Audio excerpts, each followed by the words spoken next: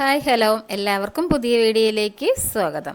കുറേ ദിവസമായി നമ്മൾ ഇങ്ങനെ ഒരു കുക്കിംഗ് വ്ളോഗുമായിട്ടൊക്കെ വന്നിട്ടേ. അപ്പോൾ അതേ നോക്കിക്കേ, ഇന്നിപ്പോൾ എനിക്ക് കിട്ടിയേക്കുന്ന മീൻ ഇതാണ്. അപ്പോൾ മീൻ വാങ്ങാനായിട്ട് ഇന്നപ്പോഴത്തേക്ക് മത്തി ഉണ്ടായിരുന്നു, പിന്നെ ഈ ചെറിയ മീൻ ഉണ്ടായിരുന്നേ. ഈ മീൻ നമ്മളിവിടെ പറയുന്നത് കുറിച്ചിലെന്നാണ് പറയുന്നത്. അപ്പോൾ നല്ല പച്ചയാണ്, ചെറുതാണെന്ന് മാത്രം കേട്ടോ. അപ്പോൾ ഞാനിത് വാങ്ങിക്കൊണ്ട് വന്നപ്പോഴത്തേക്ക് അമ്മ എന്നെ വഴക്ക് പറഞ്ഞു കേട്ടോ, ഇത്രയും കുഞ്ഞു മീൻ എന്തിനാണ് നീ മേടിച്ചിട്ട് പോകുന്നത്? പക്ഷെ വെച്ചെന്നാൽ നല്ല ടേസ്റ്റ് ആയിരിക്കും, ചെറുതാണെങ്കിലും കുഴപ്പമൊന്നുമില്ല, നല്ല മീനാന്നൊക്കെ പറയുകയും ചെയ്തു കേട്ടോ. ആദ്യം വഴക്ക് പറഞ്ഞു, പിന്നെ പറഞ്ഞു നല്ല മീനാന്ന് പറഞ്ഞു. അങ്ങനെ അമ്മ ഇതൊക്കെ ഒന്ന് വെട്ടിക്കഴുകി ക്ലീനാക്കിയൊക്കെ എടുക്കുവാണ് കേട്ടോ. അപ്പോൾ വെട്ടിയെടുക്കാനായിട്ടും ഇച്ചിരി ബുദ്ധിമുട്ടൊക്കെ ഉണ്ട്, കാരണം തീരെ വേപ്പിലയുടെ അത്രയല്ലേ ഉള്ളൂ. എങ്കിലും അമ്മ നല്ല ഭംഗിയായിട്ടൊക്കെ കത്രികയ്ക്ക് അതിൻ്റെ തലയൊക്കെ കട്ട് ചെയ്ത് അതിൻ്റെ വയറിൻ്റെ ഉള്ളിലുള്ള അഴുക്കൊക്കെ കുത്തിക്കളഞ്ഞ്, അതിനകത്ത് ഉണ്ടല്ലോ, അഴുക്കെന്ന് പറയാൻ പറ്റില്ല കേട്ടോ, അതിനകത്ത് നല്ല നെയ്യ് ഉണ്ടാകും കേട്ടോ. കുഞ്ഞാണ് ഈ മീനെങ്കിലും അതിനകത്ത് നല്ല നെയ്മയൊക്കെ ഉണ്ടാവുമേ. അപ്പോൾ ഈ കറിയൊക്കെ വറ്റിച്ച് കഴിയുമ്പോഴത്തേക്ക് നമ്മൾ എണ്ണ ഒഴിച്ചില്ലെങ്കിലും അത്യാവശ്യം നെയ്യൊക്കെ ഇങ്ങനെ വന്ന് നിൽക്കും, നല്ല രസമായിരിക്കും കറി വറ്റിച്ചിറക്കുമ്പോൾ കാണാനായിട്ട്. അപ്പോഴെങ്കിലും ആ നെയ്യൊക്കെ അമ്മ കുത്തിക്കളഞ്ഞിട്ടൊക്കെയാണ് കഴുകി എടുത്തത് കേട്ടോ. അപ്പോൾ ചട്ടിക്കകത്തിട്ട് തേച്ച് കഴുകി ഒക്കെ നല്ല നല്ല വെള്ളി പോലെ കിടന്ന് തിളങ്ങുന്നു കേട്ടോ. എൻ്റെ കളറൊക്കെ കാണുമ്പോൾ തന്നെ എനിക്ക് ഭയങ്കര ഇഷ്ടം. അതുകൊണ്ടാണ് ഞാൻ മത്തി കണ്ടിട്ടും ഈ മീൻ വാങ്ങിയത്. ഇപ്പോൾ കഴിഞ്ഞ കുറേ ദിവസങ്ങളായിട്ട് മത്തി തന്നെയായിരുന്നു. കുറേ കാലം മത്തിക്ക് വലിയ ടേസ്റ്റൊന്നും ഇല്ല കേട്ടോ. പക്ഷേ ഇപ്പോൾ മത്തി നന്നായി വരുന്നുണ്ട്. ഇപ്പോൾ കഴിഞ്ഞ ദിവസമൊക്കെ വാങ്ങിയിട്ട് നല്ല ടേസ്റ്റായിരുന്നു. അങ്ങനെ അമ്മ അതാ വെട്ടിക്കഴുകി തന്നു. അങ്ങനെ ഞാനത് കൊണ്ടുവന്ന് പെരക്കകത്ത് വെച്ചു. ഇനി അത് കറിയാക്കാനായിട്ട് പോവുകയാണ്. അപ്പോൾ കൊണ്ടുവന്ന് വെച്ച് പാടെ ആദ്യമേ തന്നെ നമ്മൾ മീൻ വെട്ടിക്കഴുകി കൊണ്ടുവന്ന് കഴിഞ്ഞെന്നാൽ ആദ്യം ചെയ്യണ പരിപാടി എന്താ, പുളി എടുത്ത് കഴുകി വെള്ളത്തിൽ ഇടുക എന്നുള്ളതാണ്. അപ്പോൾ പുളി എടുക്കാനായിട്ട് ഷെൽഫ് തുറന്നു. ആ കൂട്ടത്തിൽ തന്നെ കറിക്ക് ആവശ്യമായിട്ടുള്ള മല്ലിപ്പൊടിയും മുളക് പൊടിയും മഞ്ഞൾപ്പൊടിയൊക്കെ ഒന്ന് എടുത്ത് വെച്ചു. അത് കഴിഞ്ഞ് എൻ്റെ പുളി വെക്കുന്ന ടിന്നാണ് കേട്ടോ അത്. അതായത് നമ്മുടെ പഴയ കുടിവെള്ളമൊക്കെ എടുക്കണ നല്ലൊരു ജഗ്ഗാണ് കേട്ടോ. അത്യാവശ്യം നല്ല ക്വാളിറ്റിയൊക്കെയുള്ള, തീരെ ക്വാളിറ്റി ഇല്ലാത്ത പ്ലാസ്റ്റിക്കിലൊന്നും പുളിയൊന്നും ഇട്ട് വയ്ക്കരുതേ. അപ്പോൾ അതാ ഇത്രയും പുളി ഞാൻ എടുത്തു കേട്ടോ. ഇത്ര എടുത്തെങ്കിലും പിന്നീട് കഴുകാൻ എടുത്തപ്പോൾ ഞാൻ അതിൽ നിന്ന് ഒരു കഷ്ണം മാറ്റി കേട്ടോ. കാരണം തീരെ ഇങ്ങനെ കുഞ്ഞു മീനല്ലേ, അപ്പോൾ ഒരുപാട് പുളി അങ്ങോട്ട് ഇട്ട് കഴിഞ്ഞാൽ കറി അത്ര നന്നാവില്ല. അപ്പോൾ അതുകൊണ്ട് തന്നെ അതിൽ നിന്ന് ഒരു കഷ്ണം പുളി മാറ്റി വയ്ക്കുന്നുണ്ട്. പിന്നെ ഇത് കപ്പങ്ങ, കഴിഞ്ഞ ദിവസം കപ്പങ്ങ കറി വെച്ചതിൻ്റെ ഒരു പകുതി എടുത്ത് ഞാൻ അകത്ത് വെച്ചിരുന്നതാണ്, ഫ്രിഡ്ജിനകത്ത് വെച്ചിരുന്നതാണ്. അപ്പോൾ ഇത് അനിയത്തി വീട്ടിൽ പോയപ്പോഴത്തേക്ക് കപ്പങ്ങയും അതുപോലെ മാങ്ങയും പിന്നെ വാഴപ്പഴമൊക്കെ കൊണ്ടുവന്നിട്ടുണ്ടായിരുന്നേ. അപ്പോൾ അവിടുന്ന് തന്ന എന്തെന്നായിരുന്നത്, കറൂത്തയാണ്. കറൂത്ത എന്ന് വെച്ചാൽ കപ്പങ്ങ. കറൂത്തയെന്ന് നമ്മുടെ നാട്ടിലൊന്നും പറയില്ല കേട്ടോ, വടക്കോട്ടൊക്കെയാണ് കറൂത്തയെന്നൊക്കെ പറയുന്നത്. നമ്മളിവിടെ കപ്പങ്ങ, കപ്പളങ്ങ, ഓമയ്ക്കയെന്നും പറയാറൊന്നുമില്ല, ഓമയ്ക്കെന്നൊക്കെ ഇതിന് പേരുണ്ട് കേട്ടോ. അപ്പോൾ അങ്ങനെ നമ്മുടെ കപ്പങ്ങയും കൂടെ എടുത്തൊന്ന് ഫ്രിഡ്ജിൽ നിന്ന് എടുത്ത് വെച്ച് തണുപ്പൊക്കെ ഒന്ന് മാറാൻ വേണ്ടിയിട്ട്. അത് കഴിഞ്ഞ് തേങ്ങ ചിരവിക്കൊണ്ട് വന്നു. നമ്മുടെ മീൻ കറിക്ക് അരപ്പ് തയ്യാറാക്കാനായിട്ട് പോവുകയാണ് കേട്ടോ. അപ്പോൾ തേങ്ങയിലേക്ക് ഒരല്പം മല്ലിപ്പൊടിയും ചേർത്തു, പിന്നെ ആവശ്യത്തിന് മുളക് പൊടിയും ചേർത്തു കേട്ടോ. ഇത് അത്യാവശ്യം എരിവും കളറും ഒക്കെയുള്ള മുളക് പൊടിയാണ് കേട്ടോ. അപ്പോൾ ഞാൻ അങ്ങോട്ട് ഒരുപാടൊന്നും മുളക് പൊടി ചേർക്കാറില്ല, ഇത് നല്ല കളറുള്ള മുളക് പൊടിയാണ്. പിന്നെ എരിവിന് വേണ്ടിയിട്ട് പച്ചമുളകും കാന്താരി മുളകും ഒക്കെയാണ് ചേർക്കാറുള്ളത്. അപ്പോൾ അതാ മുളക് പൊടി ചേർത്തതിന് ശേഷം ഒരല്പം മല്ലിപ്പൊടി ചേർത്തു കേട്ടോ. പിന്നെ ഒരു നുള്ളു മഞ്ഞൾപ്പൊടിയും കൂടെ ചേർക്കുന്നുണ്ട്. മീൻകറിയൊക്കെ വയ്ക്കുമ്പോഴത്തേക്ക് മസ്റ്റായിട്ട് ചേർക്കുന്ന ഒന്നാണല്ലോ നമ്മുടെ മഞ്ഞൾപ്പൊടി. അപ്പോൾ നമ്മുടെ വീട്ടിൽ പൊടിച്ച പൊടി തന്നെയാണ്, അത് തീരാറായിരിക്കുവാണ് കേട്ടോ. ഇനിയിപ്പോൾ നമുക്ക് പുറത്തുനിന്നൊക്കെ വാങ്ങേണ്ടതായിട്ട് വരും, അല്ലെങ്കിൽ ഇനി അടുത്ത പ്രാവശ്യം മഞ്ഞൾ പറിക്കുമ്പോഴേ മഞ്ഞളാകത്തുള്ളൂ. അപ്പോൾ അല്പം വെള്ളവും കൂടെ ഒഴിച്ച് ഒന്ന് അരപ്പ് തയ്യാറാക്കിയിട്ട് വേഗം തന്നെ കറിയാക്കാനായിട്ട് പോവുകയാണ്. അപ്പോൾ ഈ സമയത്ത് അമ്മ കപ്പങ്ങ അരിയാനായിട്ട് പോയിട്ടുണ്ട് കേട്ടോ. കപ്പളങ്ങ, പപ്പായ ഒക്കെ അരിയാനായിട്ട് പോയിട്ടുണ്ട് കേട്ടോ. അപ്പോൾ കപ്പങ്ങ എന്ന് പറയുമ്പോൾ നമ്മൾ കോമൺ ആയിട്ട് എപ്പോഴും വീട്ടിൽ എന്താണോ പറയുന്നത് അത് തന്നെ നമ്മുടെ നാക്കിൽ വരത്തുള്ളല്ലോ. അപ്പം ഞങ്ങൾ എപ്പോഴും കുഞ്ഞുനാൾ തൊട്ട് പറയുന്നത് കപ്പങ്ങയെന്ന് പറയാറുള്ളത്. അതുകൊണ്ടാണ് കപ്പങ്ങയെന്ന് പറഞ്ഞു കഴിയുമ്പോൾ എല്ലാവർക്കും എന്നാ തോന്നുന്നു വിചാരിച്ചിട്ട് പിന്നെ കപ്പളങ്ങയെന്നും ഓമയ്ക്കയെന്നും കറൂത്തയെന്ന് പറഞ്ഞത് ഞാൻ ഈ വീഡിയോയിലൊക്കെ കേട്ടിട്ടുള്ളതാണ് കേട്ടോ.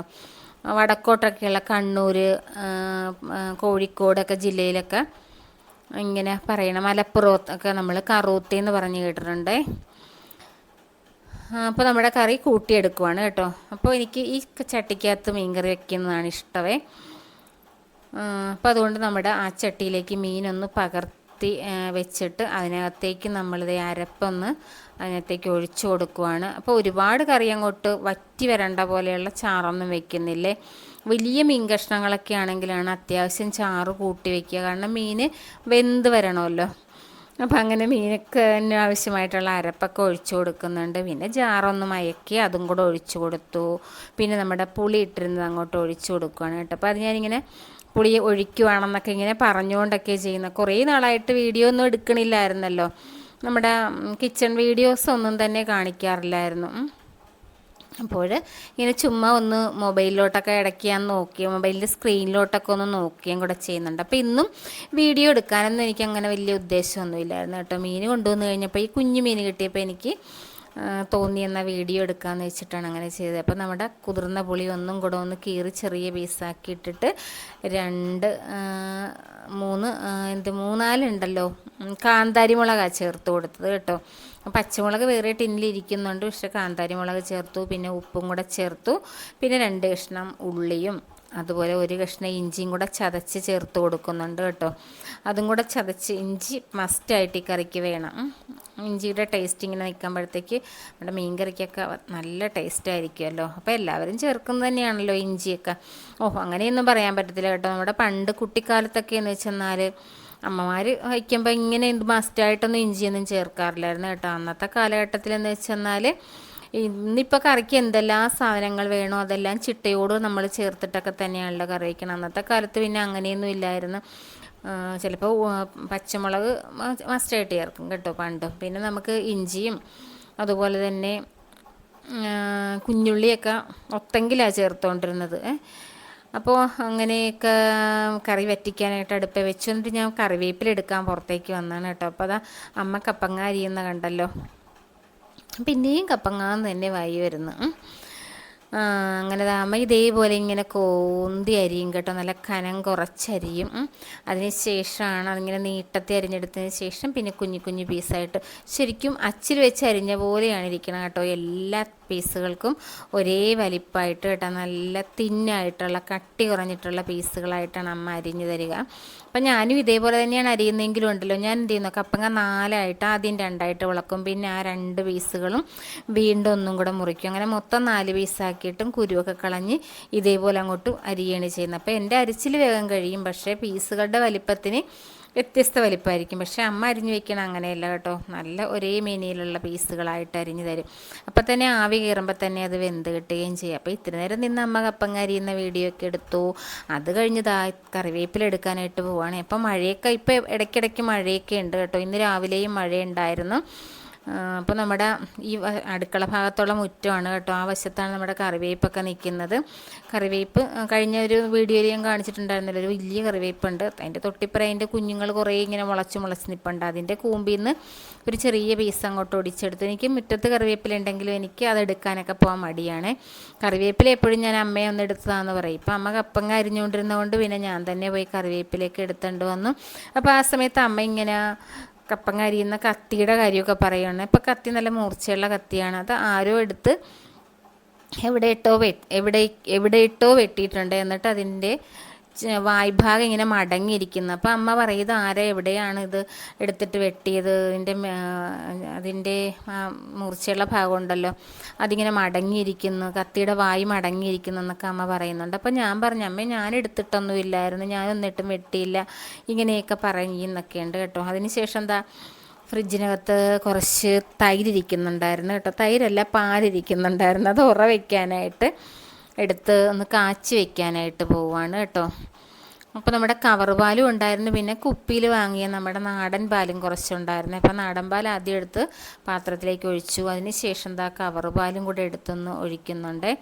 പിന്നെ കവർ പാലിനകത്തേക്ക് കവറിനകത്തേക്ക് ഇത്തിരി വെള്ളവും കൂടെ ഒഴിച്ച് അതും കൂടെ മയക്കിയെടുത്തു. അതിന് ശേഷം ഉണ്ടല്ലോ കവർ നല്ല വൃത്തിയായിട്ട് തന്നെ കഴുകി നമ്മുടെ പാത്രം വയ്ക്കുന്ന സ്റ്റാൻഡിൽ തന്നെ ഇങ്ങനെ കമഴ്ത്തി തൂക്കി വയ്ക്കും കേട്ടോ. ഒരു അരമണിക്കൂർ കഴിയുമ്പോൾ അതിൽ നിന്ന് വെള്ളമൊക്കെ പോയിരിക്കും. പിന്നെ അത് നമ്മുടെ ഹരിതകർമ്മയ്ക്ക് കൊടുക്കുന്ന പാത്രത്തിലേക്ക് ഇടും. കവറുകളൊക്കെ പ്ലാസ്റ്റിക്കുകളൊക്കെ നമ്മൾ കഴുകി കൊടുക്കണമല്ലോ.